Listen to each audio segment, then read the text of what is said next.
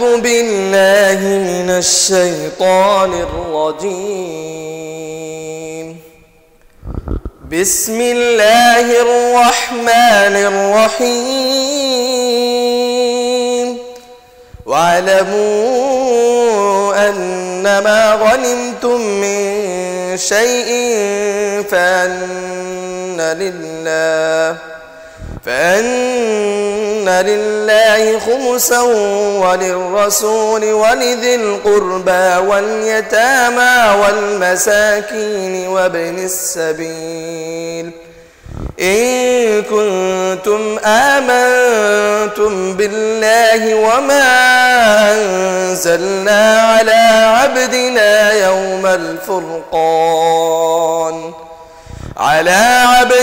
يوم الفرقان يوم التقى الجمعان والله على كل شيء قدير.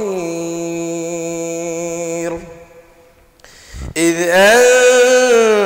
أنتم بالعدوة الدنيا وهم بالعدوة القصوى والركب أسفل منكم ولو تواعدتم لاختلفتم في الميعاد ولكن ليقضي الله أمرا كان مفعولا ليهلك من هلك عن بينة ويحيى من حي عن بينة وإن الله لسميع عليم.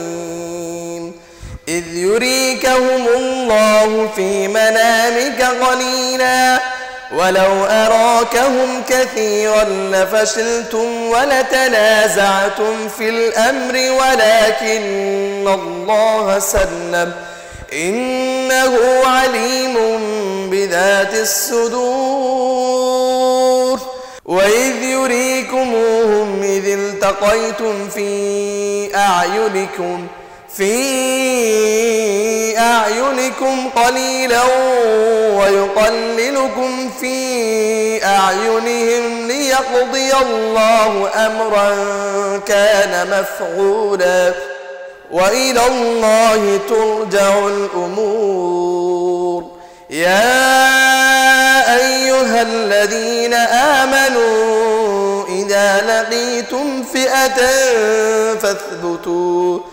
فاثبتوا واذكروا الله كثيرا لعلكم تفلحون. وأطيعوا الله ورسوله ولا تنازعوا فتفشلوا وتذهب ريحكم واصبروا إن الله مع الصابرين. ولا تكونوا كالذين خرجوا من ديارهم بطرا ورئاء الناس ويصدون عن سبيل الله والله بما يعملون محيط.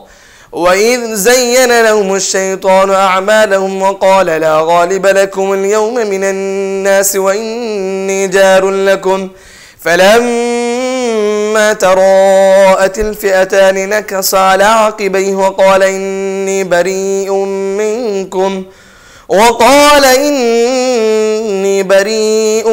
منكم إني أرى ما لا ترون إني أخاف الله والله شديد العقاب. إذ يقول المنافقون والذين في قلوبهم مرض غر هؤلاء دينهم ومن يتوكل على الله فإن الله عزيز حكيم. ولو ترى إذ يتوفى الذين كفروا الملائكة يضربون وجوههم وأدبارهم وذوقوا عذاب الحريق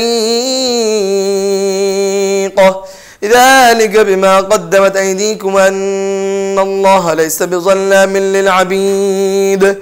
كدأب آل فرعون والذين من قبلهم كفروا بآيات الله فأخذهم الله بذنوبهم إن الله قوي شديد العقاب.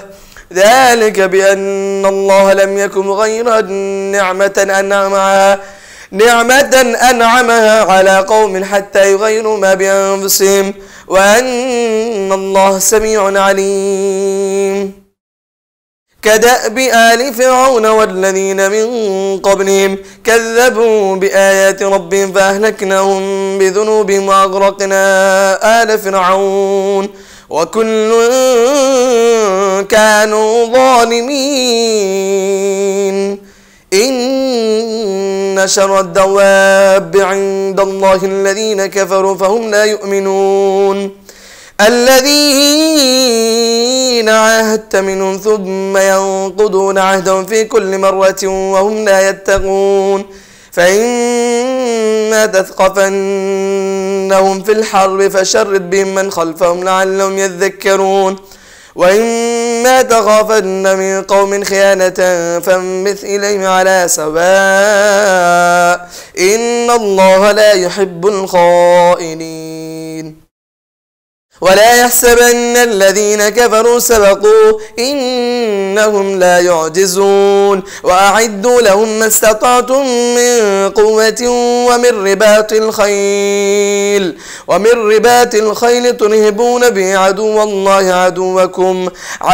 الله وعدوكم وآخرين من دونهم لا تعلمونهم الله يعلمهم. وما تنفقوا من شيء في سبيل الله يوفى إليكم وأنتم لا تظلمون.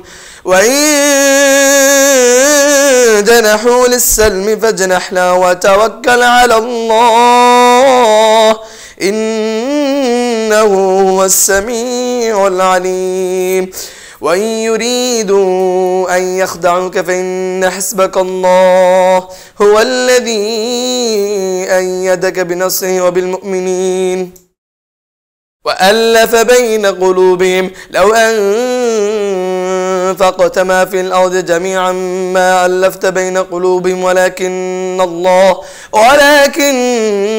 الله ألف بينهم إنه عزيز حكيم. يا أيها النبي حسبك الله ومن اتبعك من المؤمنين.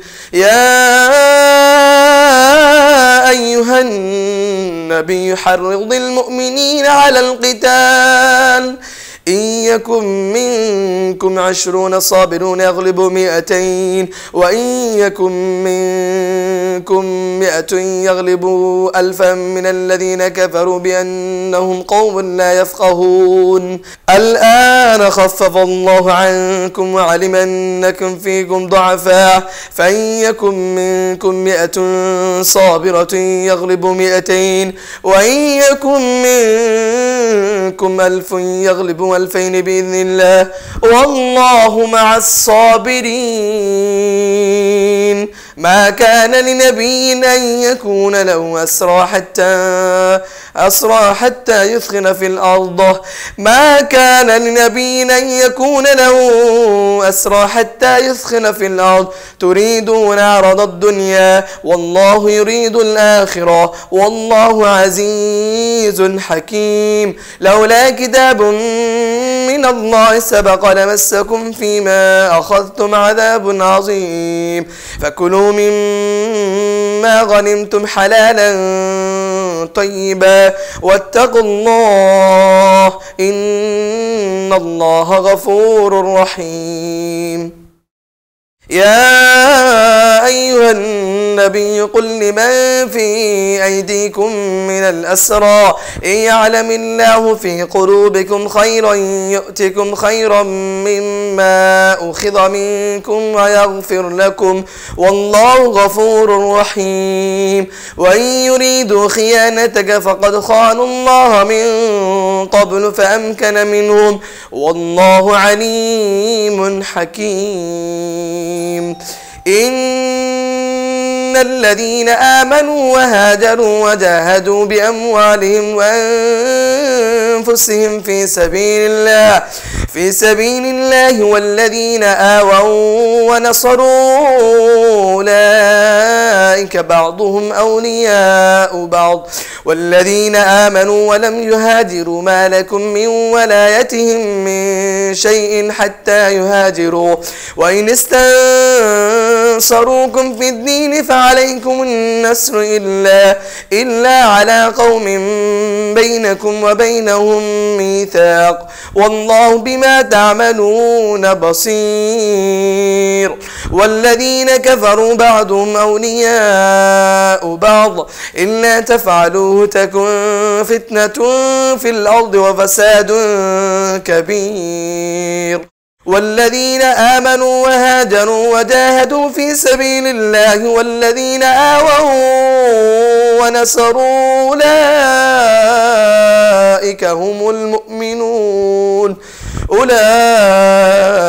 هم المؤمنون حقا لهم مغفرة ورزق كريم. والذين آمنوا من بعد وهاجروا وجاهدوا معكم فأولئك منكم وأولو الأرحام بعضهم أولى ببعض في الكتاب إن الله بكل شيء عليم. براءة من الله ورسوله إلى الذين عاهدتم من المشركين فسيحوا في الأرض 4 أشهر واعلموا أنكم غير معجز الله وأن الله مخزي الكافرين. وأذان من الله ورسوله إلى الناس يوم الحج الأكبر أن الله بريء من المشركين ورسوله فإن تبتم فهو خير لكم وإن توليتم فاعلموا أنكم غير معجز الله وبشر الذين كفروا بعذاب أليم. إلا الذين عاهدتم من المشركين ثم لم ينقصوكم شيئا ولم يظاهروا عليكم أحدا فأتموا إليهم عهدهم إلى مدتهم إن الله يحب المتقين. فإذا انسلخ الأشهر الحرم فاقتلوا المشركين حيث وجدتموهم وخذوهم واحصروهم واقعدوا لهم كل مرصد فإن تابوا وأقاموا الصلاة وآتوا الزكاة فخلوا سبيلهم إن الله غفور رحيم. وإن أحد من المشركين استجارك فأجره حتى يسمع كلام الله ثم أبلغه مأمنا ذلك بأنهم قوم لا يعلمون. كيف يكون للمشركين عهد عند الله وعند رسوله إلا الذين عاهدتم من المشركين فما استقاموا لكم فاستقيموا لهم إن الله يحب المتقين. كيف وإن يظهروا عليكم لا يرقبوا فيكم إلا ولا ذمة يرضونكم بأفواههم وتأبى قلوبهم وأكثرهم فاسقون. اشتروا بآيات الله ثمنا قليلا فصدوا عن سبيله إنهم ساء ما كانوا يعملون. لا يرقبون في مؤمن إلا ولا ذمة وأولئك هم المعتدون. فإن تابوا وأقاموا الصلاة وآتوا الزكاة فإخوانكم في الدين ونفصل الآيات لقوم يعلمون. وإن نكثوا أيمانهم من بعد عهد وطعنوا في دينكم فقاتلوا أئمة الكفر إنهم لا أيمان لهم لعلهم ينتهون. ألا تقاتلون قوما نكثوا أيمانهم وهموا بإخراج الرسول هم بدأوكم أول مرة أتخشونهم فالله حق أن تخشوه إن كنتم مؤمنين. قاتلوهم يعذبهم الله بأيديكم ويخزهم وينصركم عليهم ويشفي صدور قوم مؤمنين ويذهب غيظ قلوبهم ويتوب الله على من يشاء والله عليم حكيم. أم حسبتم أن تتركوا ولما يعلم الله الذين جاهدوا منكم ولم يتخذوا من دون الله ورسوله ولا المؤمنين وليجا والله خبير بما تعملون. ما كان للمشركين أن يعمروا مساجد الله شاهدين على أنفسهم بالكفر أولئك حبطت أعمالهم وفي النار هم خالدون. إنما يعمر مساجد الله من آمن بالله واليوم الآخر وأقام الصلاة وآتى الزكاة ولم يخش إلا الله فعسى أولئك أن يكونوا من المهتدين. أجعلتم سقاية الحاج وعمارة المسجد الحرام كمن آمن بالله واليوم الآخر وجاهد في سبيل الله لا يستوون عند الله والله لا يهدي القوم الظالمين. الذين آمنوا وهاجروا وجاهدوا في سبيل الله بأموالهم وأنفسهم أعظم درجة عند الله وأولئك هم الفائزون.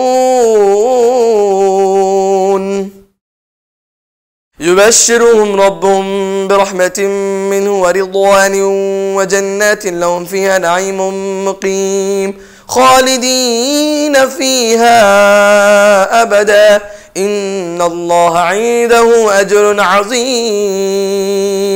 يا أيها الذين آمنوا لا تتخذوا آباءكم أو إخوانكم أولياء إن استحبوا الكفر على الإيمان ومن يتولهم منكم فأولئك هم الظالمون. قل إن كان آباؤكم أو أبناؤكم أو إخوانكم أو أزواجكم أو عشيرتكم أو أموال اقترفتموها وتجارة تخشون كسادها ومساكن ترضونها أحب إليكم من الله ورسوله وجهاد في سبيله فتربصوا حتى يأتي الله بأمره والله لا يهدي القوم الفاسقين. لقد نصركم الله في مواطن كثيرة ويوم حنين إذ أعجبتكم كثرتكم فلم تغن عنكم شيئا وضاقت عليكم الأرض بما رحبت ثم وليتم مدبرين. ثم أنزل الله سكينته على رسوله وعلى المؤمنين وأنزل جنودا لم تروها وعذب الذين كفروا وذلك جزاء الكافرين. ثم يتوب الله من بعد ذلك على من يشاء والله غفور رحيم. يا أيها الذين آمنوا إنما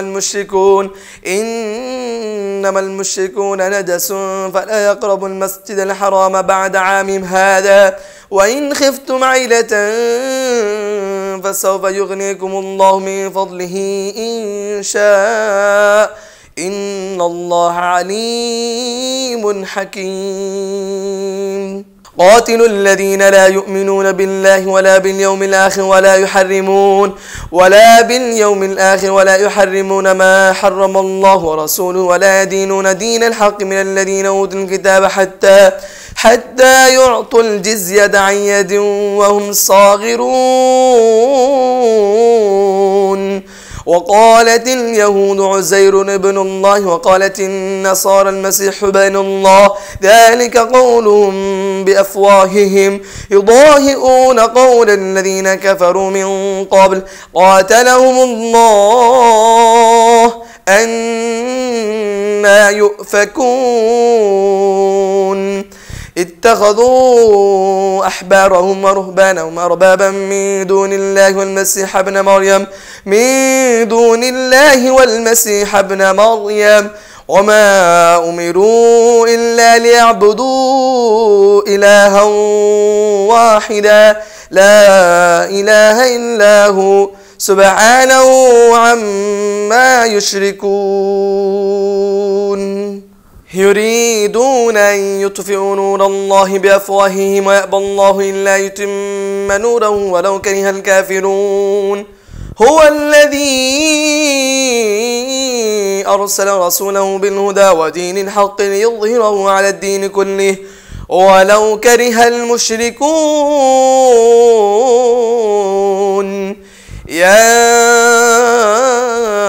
أيها الذين آمنوا إن كثيرا من الأحبار والرهبان ليأكلون أموال الناس بالباطل ويصدون عن سبيل الله والذين يكنزون الذهب والفضة ولا ينفقونها في سبيل الله فبشرهم بعذاب أليم يوم يحمى عليها في نار جهنم فتكوى بها جباههم وجنوبهم وظهورهم هذا ما كنزتم لأنفسكم فذوقوا ما كنتم تكنزون إن عدة الشهور عند الله 12 شهرا في كتاب الله يوم خلق السماوات والأرض منها 4 حرم ذلك الدين القيم فلا تظلموا فيهن أنفسكم وقاتلوا المشركين كافة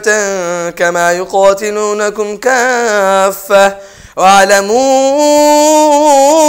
أن الله مع المتقين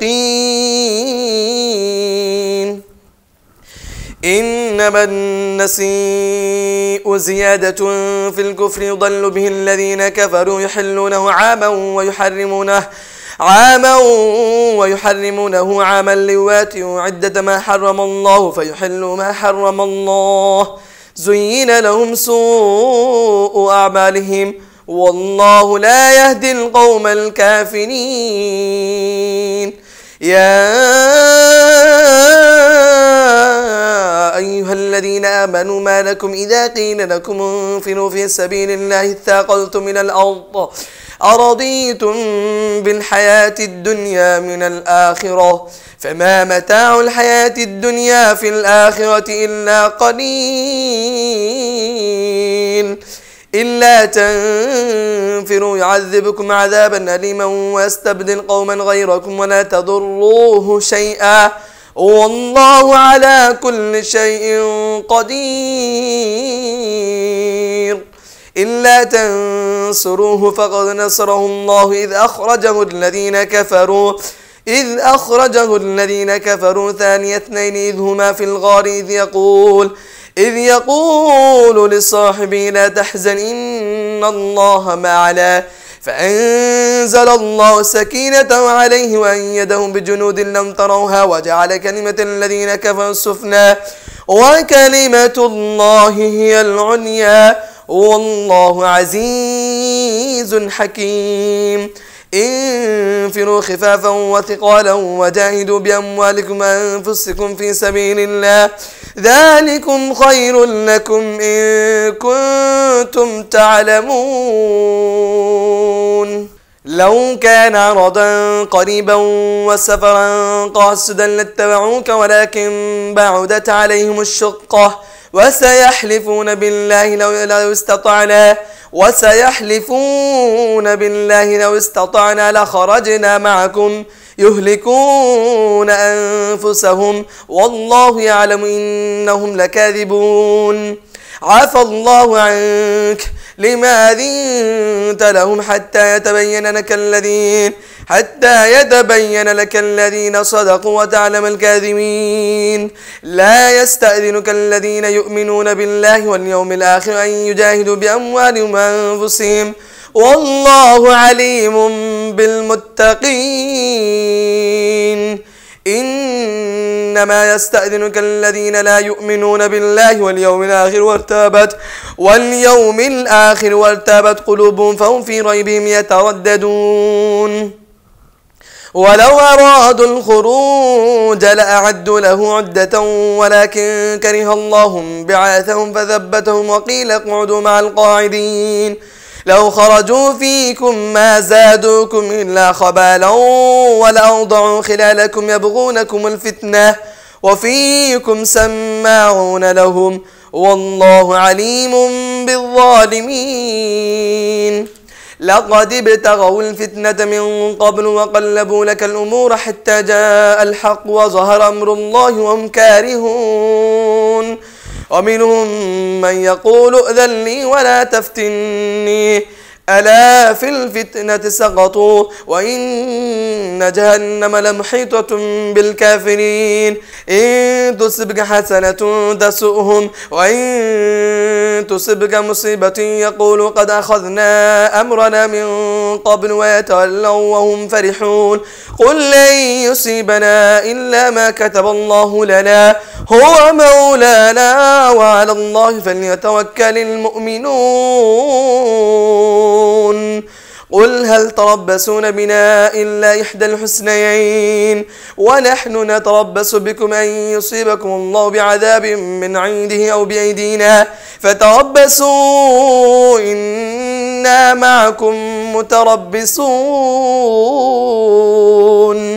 قل أنفقوا طوعا أو كرها لن يتقبل منكم إنكم كنتم قوما فاسقين. وما منعهم أن تقبل منهم نفقاتهم إلا أنهم كفروا بالله وبرسوله ولا يأتون الصلاة إلا وهم كسالى ولا ينفقون إلا وهم كارهون. فلا تعجبك أموالهم ولا أولادهم إنما يريد الله ليعذبهم بها في الحياة الدنيا وتزهق أنفسهم وهم كافرون. ويحلفون بالله إنهم لمنكم وما هم منكم ولكنهم قوم يفرقون. لو يجدون ملجأ أو مغارات أو مدخلا لولوا إليه وهم يجمحون. ومنهم من يلمزك في الصدقات فإن أعطوا منها رضوا وإن لم يعطوا منها إذا هم يسخطون. ولو أنهم رضوا ما آتاهم الله ورسوله وقالوا حسبنا الله سيؤتينا الله من فضله ورسوله إنا إلى الله راغبون. إنما الصدقات للفقراء والمساكين والعاملين عليها والمؤلفة قلوبهم وفي الرقاب والغارمين وفي سبيل الله وابن السبيل فريضة من الله والله عليم حكيم. ومنهم الذين يؤذون النبي ويقولون هو أذن قل أذن خير لكم يؤمن بالله ويؤمن للمؤمنين ورحمة للذين آمنوا منكم والذين يؤذون رسول الله لهم عذاب أليم. يحلفون بالله لكم ليرضوكم والله ورسوله أحق أن يرضوه إن كانوا مؤمنين. يحلفون بالله لكم ليرضوكم والله ورسوله أحق أن يرضوه إن كانوا مؤمنين. ألم يعلموا أنه من يحادد الله ورسوله فأن له نار جهنم خالدا فيها ذلك الخزي العظيم. يحذر المنافقون أن تنزل عليهم سورة تنبئهم بما في قلوبهم قل استهزئوا إن الله مخرج ما تحذرون. ولئن سألتهم ليقولن إنما كنا نخوض ونلعب قل بالله وآياته ورسوله كنتم تستهزئون. لا تعتذرون قد كفرتم بعد إيمانكم إن نعف عن طائفة منكم نعذب طائفة بأنهم كانوا مجرمين. المنافقون والمنافقات بعضهم من بعض يأمرون بالمنكر وينهون عن المعروف ويقبضون أيديهم نسوا الله فنسيهم إن المنافقين هم الفاسقون. وعد الله المنافقين والمنافقات والكفار نار جهنم خالدين فيها هي حسبهم ولعنهم الله ولهم عذاب مقيم. كالذين من قبلكم كانوا أشد منكم قوة وأكثر أموالا وأولادا فاستمتعوا بخلاقهم فاستمتعتم بخلاقكم كما استمتع الذين من قبلكم بخلاقهم وخضتم كالذي خاضوا أولئك حبطت أعمالهم في الدنيا والآخرة وأولئك هم الخاسرون. ألم يأتهم نبأ الذين من قبلهم قوم نوح وعاد وثمود وقوم إبراهيم وأصحاب مدين والمؤتفكات أتتهم رسلهم بالبينات فما كان الله ليظلمهم ولكن كانوا أنفسهم يظلمون. والمؤمنون والمؤمنات بعضهم أولياء بعض يأمرون بالمعروف وينهون عن المنكر ويقيمون الصلاة ويؤتون الزكاة ويطيعون الله ورسوله أولئك سيرحمهم الله إن الله عزيز حكيم. وعد الله المؤمنين والمؤمنات جنات تجري من تحتها الأنهار خالدين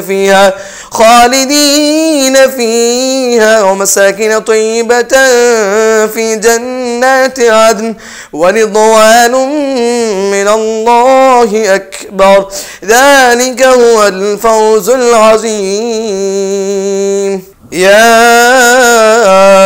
أيها النبي جاهد الكفار والمنافقين واغلظ عليهم ومأواهم جهنم وبئس المصير. يحلفون بالله ما قالوا ولقد قالوا كلمة الكفر وكفروا بعد إسلام وهموا بما لم ينالوا وما نقموا إلا أن أغناهم الله ورسوله من فضله فإن يتوبوا يك خيرا لهم وإن يتولوا يعذبهم الله عذابا أليما في الدنيا والآخرة وما لهم في الأرض من ولي ولا نصير. ومنهم من عاهد الله لئن آتانا من فضله لنصدقن ولنكونن من الصالحين فلما آتاهم من فضله بخلوا به وتولوا وهم معرضون فأعقبهم نفاقا في قلوبهم إلى يوم يلقونه بما أخلفوا الله ما وعدوه وبما كانوا يكذبون. ألم يعلموا أن الله يعلم سرهم ونجواهم وأن الله علام الغيوب. الذين يلمزون المتطوعين من المؤمنين في الصدقات والذين لا يجدون إلا جهدهم فيسخرون منهم سخر الله منهم ولهم عذاب أليم. استغفر لهم ولا تستغفر لهم، إن تستغفر لهم 70 مرة فلن يغفر الله لهم، ذلك بأنهم كفروا بالله ورسوله، والله لا يهدي القوم الفاسقين. فرح المخلفون بمقعدهم خلاف رسول الله وكرهوا أن يجاهدوا بأموالهم وأنفسهم في سبيل الله، في سبيل الله، وقالوا لا تنفروا في الحر، قل نار جهنم أشد حرا لو كانوا يفقهون. فليضحكوا قليلا وليبكوا كثيرا جزاء بما كانوا يكسبون. فإن رجعك الله إلى طائفة منهم فاستأذنوك للخروج فقل لن تخرجوا معي أبدا ولن تقاتلوا معي عدوا، إنكم رضيتم بالقعود أول مرة فاقعدوا مع الخالفين، ولا تصل على أحد منهم مات أبدا ولا تقم على قبره، إنهم كفروا بالله ورسوله وماتوا وهم فاسقون. ولا تعجبك أموالهم وأولادهم، إنما يريد الله أن يعذبهم بها في الدنيا وتزهق أنفسهم وهم كافرون. وإذا أنزلت سورة أن آمنوا بالله وجاهدوا مع رسوله استأذنك أولو الطول منهم وقالوا ذرنانكم مع القاعدين، رضوا بأن يكونوا مع الخوالف وطبع على قلوبهم فهم لا يفقهون. لكن الرسول والذين آمنوا معه جاهدوا بأموالهم وأنفسهم وأولئك لهم الخيرات وأولئك هم المفلحون. أعد الله لهم جنات تجري من تحتها الأنهار خالدين فيها، ذلك الفوز العظيم. وجاء المعذرون من الأعراب ليؤذن لهم وقعد الذين كذبوا الله ورسوله سيصيب الذين كفروا منهم عذاب أليم. ليس على الضعفاء ولا على المرضى ولا على الذين لا يجدون ما ينفقون حرج إذا نصحوا لله ورسوله، ما على المحسنين من سبيل، والله غفور رحيم. ولا على الذين إذا ما أتوك لتحملهم قلت لا أجد ما أحملكم عليه تولوا وأعينهم تفيض من الدمع حزنا ألا يجدوا ما ينفقون. إنما السبيل على الذين يستأذنونك وهم أغنياء رضوا بأن يكونوا مع الخوالف وطبع الله على قلوبهم فهم لا يعلمون.